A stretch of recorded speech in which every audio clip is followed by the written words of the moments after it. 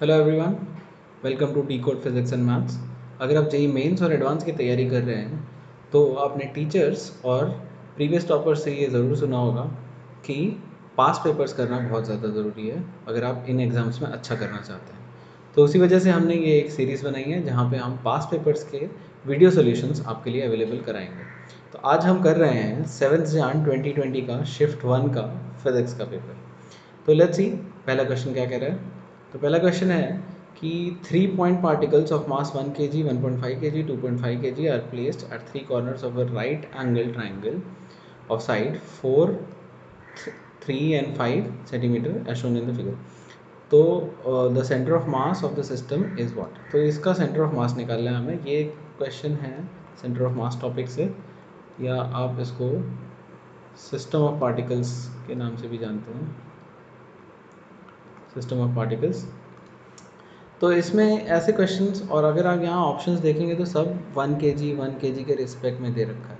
तो ऐसे क्वेश्चंस काफ़ी इजी होते हैं, अगर आपको उनको इंटरप्रेट करना सीख जाएं तो काफ़ी इजी हो जाएंगे। तो ऐसे क्वेश्चंस में जैसे यहाँ पे 1 kg के रिस्पेक्ट में करना है, तो जिसके भी रिस्पेक्ट में हमें सेंटर ऑफ मास निकालना है उसको पहले तो आप ओरिजिन पे रख दीजिए। सो लेट्स से कि 1 kg इज़ एट 0,0 और उसके रिस्पेक्ट में बाकी मासेस के कोऑर्डिनेट्स निकालिए। तो यहाँ पे ये एक्चुअली केजी नहीं है, ये सेंटीमीटर है। तो ये हो जाएगा 3,0 और इसके कोऑर्डिनेट हो जाएंगे अगेन 0,4। तो अल्टीमेटली हमें सेंटर ऑफ मास का एक जनरल फार्मूला पता है कि अगर एक्स सी एम निकालना है, x coordinate of centre of mass, तो वो होता है m1x1 plus m2x2 plus dot dot mn whole divided by m1 plus m2 plus dot dot mn, meaning total n masses. यहाँ पे हमारे पास सिर्फ 3 मास है। तो अभी देखते हैं 1 जो है उसका एक्स कोऑर्डिनेट क्या है, उसका एक्स कोऑर्डिनेट है 0, तो इंटू 0 प्लस 1.5 उसका एक्स कोऑर्डिनेट क्या है 3, so that would be into 3 plus 2.5 का एक्स कोऑर्डिनेट अगेन 0 है। तो ये अल्टीमेटली हमारा हो जाएगा 2.5 into 0 whole divided by 1 plus 1.5 plus 2.5। तो अल्टीमेटली हमारे पास इसकी जो वैल्यू है वो आ जाएगी 0 plus 4.5 plus 0 whole divided by 5। तो अल्टीमेटली हो जाएगा 0.9। सो सेंटर ऑफ मास जो एक्स कोऑर्डिनेट है इस पार्टिकल सिस्टम के लिए वो है 0.9।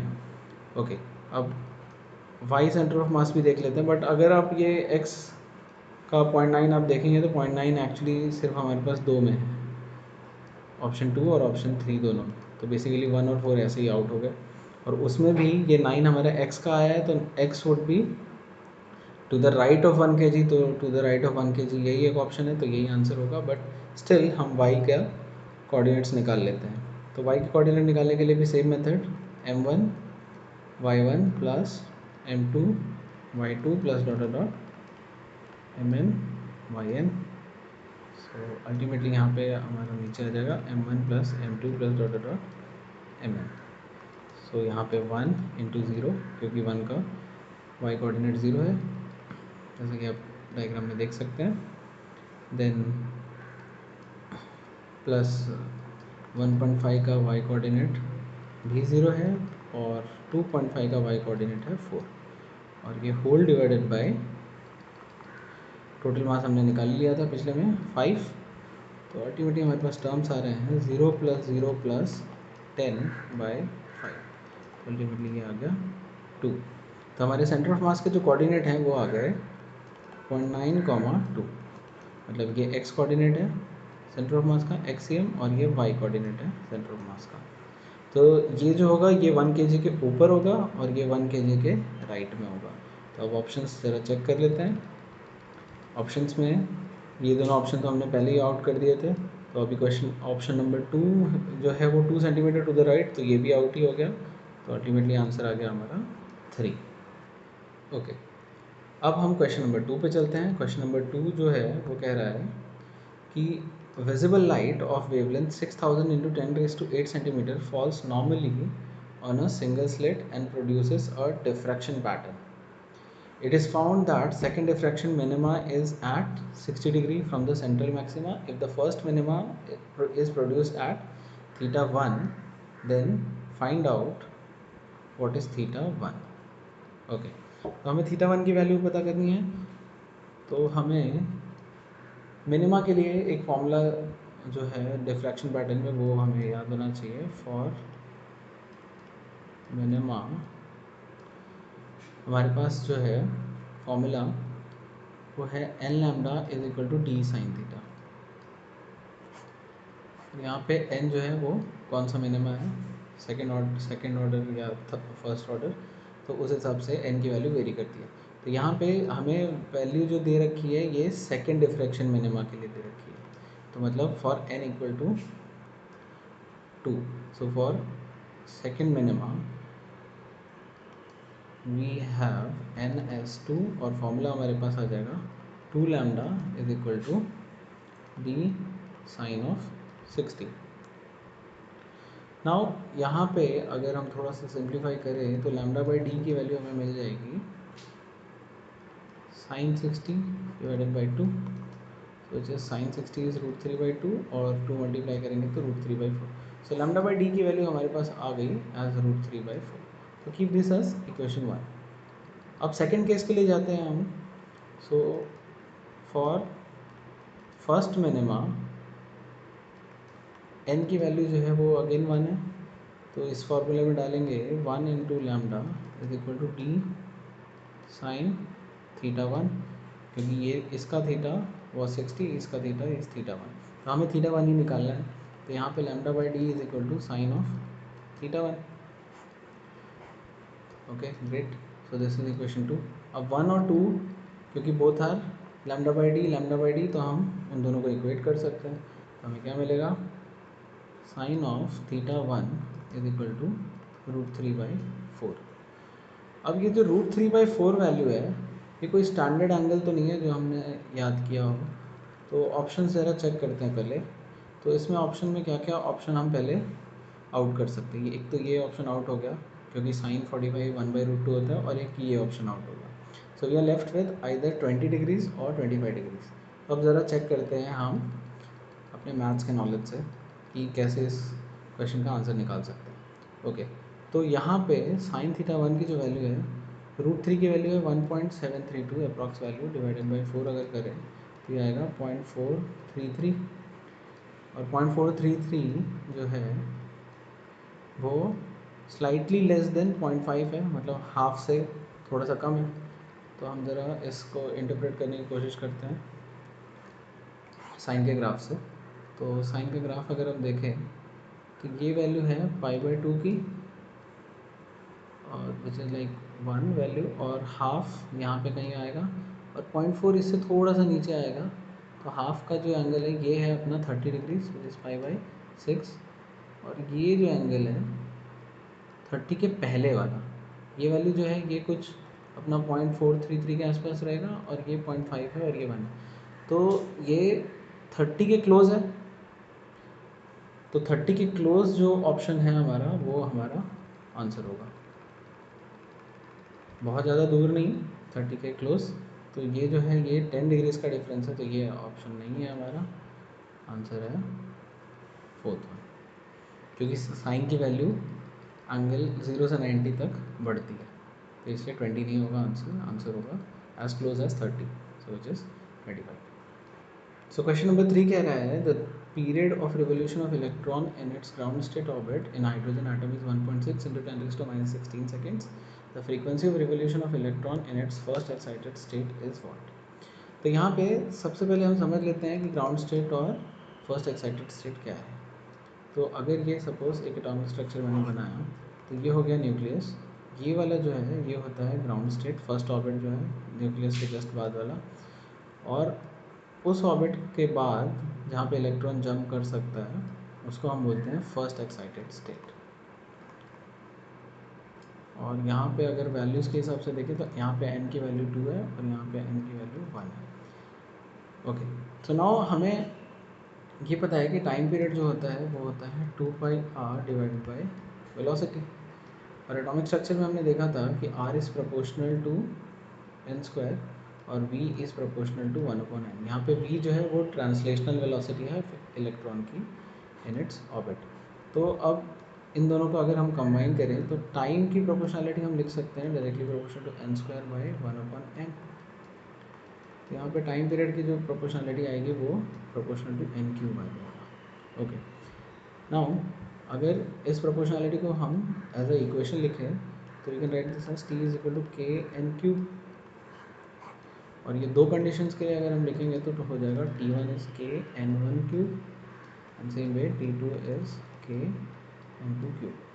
अब इस क्वेश्चन में हमें चाहिए फ्रीक्वेंसी। सो फ्रीक्वेंसी मीनिंग F2 चाहिए और frequency is inversely proportional to the time period. So F2 is 1/T2। So basically हमें सिर्फ 1/T2 निकालना है, उसके बाद हमारा आंसर आ जाएगा। तो क्या करते हैं, हम इन दोनों इक्वेशन को पहले डिवाइड कर देते हैं। सो यहाँ पे हमें T1 बाय T2 की जो वैल्यू है वो मिल जाएगी N1 cube by N2 cube, के would get cancel. So 1/T2 जो है वो आ जाएगा हमारा N1 cube by N2 cube into 1/T1। Cross multiply से ये नीचे आ जाएगा। तो अल्टीमेटली बस इसमें वैल्यूज डाल के हमें कैलकुलेट करना है। तो 1/T2 इज़ बेसिकली F2 और N1 की वैल्यू 1, तो 1 का क्यूब और ये 2 का क्यूब और टाइम जो है वो है 1.6 इंटू 10⁻⁻16 सेकेंड्स। सो अल्टीमेटली क्या हो गया 1/8 इंटू 1.6 और ये 10⁻16 हो जाएगा ऊपर जाके। सो अल्टीमेटली हमारे पास आ गया से 10/128 into 10⁻16। So 10/128 is nearly 5/64 into 10⁻16 ऐसा। So basically 5 divided by 64 into 10⁻16 हम जब करेंगे तो नियर अबाउट हमारी जो वैल्यू आएगी वो आएगी 7.8 इंटू 10⁻14। सो हमारा जो आंसर है, और ये पर सेकंड में क्योंकि ये फ्रीक्वेंसी है, लेट्स चेक दी ऑप्शंस। ये कौन से ऑप्शंस करेक्ट हैं इसमें से, कौन सा ऑप्शन करेक्ट है एक्चुअली। हाँ, तो ऑप्शन 4 हमें एग्जैक्ट वही वैल्यू मिल रहा है 7.8 इंटू 10⁻14। सो ये हो गया हमारा 3 का आंसर। ओके, तो क्वेश्चन नंबर 4 कह रहा है कि a litre of dry air at STP expands adiabatically to volume of 3 litre if gamma is 1.4 the work done by air is. तो यहाँ पे वर्क डन निकालना है और 3⁻1.4 की वैल्यू दे रखी है 4.6555 और इनिशियली जो वॉल्यूम है वो 1 लीटर है और प्रेशर जो है वो STP पे है, एडियाबैटिकली एक्सपैंड हुआ है। ओके, पहले हम ज़रा टर्म्स देख लेते हैं। पहले वर्क डन का टर्म हमें पता है एडियाबैटिक में P final minus P initial whole divided by 1 minus gamma. तो ये वर्क डन है, यही हमें निकालना है, लेकिन हमें सर्टेन वैल्यूज़ पहले इसमें पता कर लेते हैं। So for adiabatic process PV raise to gamma is constant. तो इसको यूज़ करके we can find out this relation P initial raise to gamma is P final raise to gamma. तो यहाँ से हमें P फाइनल मिल जाएगा as P initial raise to gamma by V final raise to gamma. अब ये value हम यहाँ पे पुट कर सकते हैं, तो हमें वर्क डन कैलकुलेट करने में इजी पड़ेगा। तो लेट्स कैलकुलेट। सो ये हो जाएगा V initial raise to gamma into V final by V final raise to gamma minus V initial whole divided by 1 minus gamma. Okay, तो ये हमने पूरा पहले सिंबल्स में सॉल्व कर लिया। कोई भी न्यूमेरिकल करने पे पहले आप सिंबल्स में सॉल्व कर लीजिए सो दैट बहुत सारी चीज़ें उससे कैंसिल आउट हो जाए। तो यहाँ पे हम अब वैल्यूज़ लिख लेते हैं। P इनिशियल जो है वो STP था, इसलिए STP में प्रेशर जो लेना है वो हमेशा 10⁻5 पास्कल लेना है। V इनिशियल जो था वो 1 लीटर था और V फाइनल जो है वो 3 लीटर था और गामा की वैल्यू है 1.4 और एक वैल्यू दे रखी है 3⁻1.4 विच इज़ 4.6555। ओके, सो यहाँ पे अगर हम चेक करें वैल्यूज पुट करके तो वर्क डन हमें जो मिलेगा यहाँ, अच्छा न्यूमरेटर में हम P इनिशियल भी कॉमन ले सकते हैं। या तो चलिए हम वैल्यूज ही डाल लेते हैं। सो हो जाएगा 10⁵ into 1 gamma which is 1.4 into v final which is 3 divided by, और यहाँ सब लीटर्स में किया हमने, और फाइनल इज है 3⁴ minus p initial b initial, so 10⁵ into 1 4 divided by 1 minus 1.4, ऐसे टर्म्स आ गए। अब यहाँ पे हम कॉमन ले सकते हैं 10⁵ और बचेगा 3/3⁴ माइनस 1, और नीचे जो है वो आ रहा है -0.4। सो अल्टीमेटली ये सब वैल्यूज हम पुट करेंगे तो ये आ जाएगा 10⁻⁵ डिवाइडेड बाई 4, और यहाँ पे आएगा 3 माइनस, इसको हम लिख सकते हैं 4.655 जो कि वैल्यू मेंशन्ड है क्वेश्चन में, -1। तो अल्टीमेटली हमारे पास टर्म आ गए, और ये जब सब्ट्रैक्ट करेंगे तो ये ऑब्वियसली 3 से बड़ा है तो ये नेगेटिव हो जाएगा, नेगेटिव नेगेटिव बिकम पॉजिटिव, तो 10⁵/4 बचेगा, और यहाँ हमारे बचेगा 3 माइनस 4 पॉइंट, बेसिकली इसको माइनस ही रखते हैं अभी, 6,555 होल डिवाइडेड बाई 4.6555। सो ये जो है ये हमें वैल्यू देगा 10⁵/4 1.6555 होल डिवाइडेड बाई 4.6555। ओके, अब इसको कैलकुलेट करना थोड़ा टेढ़ी लग रहा है, but will try to solve it. 16555 divided by 4 into 46555, okay, into 10⁵ है। अब इसको नियर अबाउट अप्रॉक्सीमेशन से करना पड़ेगा, क्योंकि एग्जाम में आपके पास इतना टाइम होता नहीं है कि इसको कैलकुलेट करें, तो हम क्या करते हैं, इसको अप्रॉक्सीमेशन से करने की ट्राई करते हैं। सो ये जो वैल्यू है ये नियरली 47 मान लेते हैं, नियरली 47 है, मतलब 47 इंटू 10⁵ 47000, तो और ये 4 है, तो बेसिकली अगर अप्रॉक्सीमेशन आप करो तो ऊपर हम 17 लिख सकते हैं, 17,000, और नीचे लिख सकते हैं 4 इंटू 47000, तो ये मैं रफ कर रहा हूँ, रफ अप्रॉक्सीमेशन 17000 डिवाइडेड बाई, सो ये हो जाएगा 000, और इसमें 4 मल्टीप्लाई कर दो 8, सो 188 नियरली, तो ये हमारा कैंसिल आउट हो रहा है। अब क्या है कि हमें अप्रॉक्सीमेशन चेक करना है, ये जो है ये बहुत क्लोज टू 1 होता, अगर यहाँ पे ये 170 जो है वो 180 के बहुत क्लोज है, तो इट्स बेसिकली 0.9 के आसपास कुछ मल्टीपल होगा इसका, तो हम देखते हैं, 9 से मल्टीप्लाई करके देख लो। सो यहाँ पे 188 into 9, check that value, that would be very close to this one, okay, so let's see, so 2 9 169, so ऐसा कुछ आ रहा है, so 1692, so नियरली लाइक ये नियरली 0.9 समथिंग समथिंग है, और यहाँ पे 10⁵ भी है, तो हम अब चेक कर सकते हैं वैल्यू जो 0.9 के क्लोज हो, मतलब इंटू 10⁵ भी है, तो लाइक 90s में शायद आंसर होगा कुछ, हाँ, तो 90s में कौन सा आंसर है, ये ऑप्शन ये ऑप्शन ये ऑप्शन तो अपने आप ही कट गए, और ये ऑटोमेटिकली ये दोनों ऑप्शन हमारे कैंसिल आउट हो गए, और क्योंकि वो 1 से कम ही आ रहा है तो ये ऑप्शन भी कैंसिल आउट हो गया, तो अल्टीमेटली हमारा ये answer option number 3 is correct answer.